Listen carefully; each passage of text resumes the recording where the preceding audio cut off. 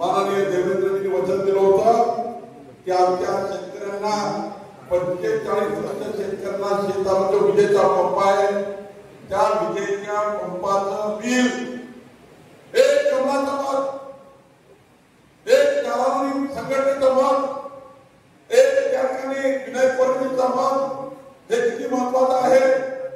27,000 कोटी रुपये शेतकऱ्याकडे थकीत होते. माननीय देवेंद्र फडणवीसजींनी 27,000 कोटी रुपये माफ करण्याचा निर्णय घेतला आणि पुढचे 5 वर्ष आता एकही रुपया शेतकऱ्याला विजेचं बिल येणार नाही हा निर्णय माननीय देवेंद्र फडणवीस सरकारने घेतला, आपल्या सरकारने घेतला. बंधू भगिनींनो, आपल्या सरकारने आता ठरवलं की पुढच्या काळामध्ये जे घरगुती वीज बिल आहे ते 8 रुपये 10 पैसे रेट आहे. आता वीज बिलचे आपलं 8 रुपये 10 पैसे रेट आहे. प्रत्येक वर्षी 80 पैसे वाढणार आहे.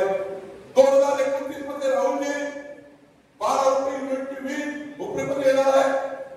पण देवेंद्रजींनी सांगितलं आता या महाराष्ट्रामध्ये सूर्यघर, प्रधानमंत्री मुख्यमंत्री सौर वाहिनी योजना येत आहे, ती सुरू झालेली आहे.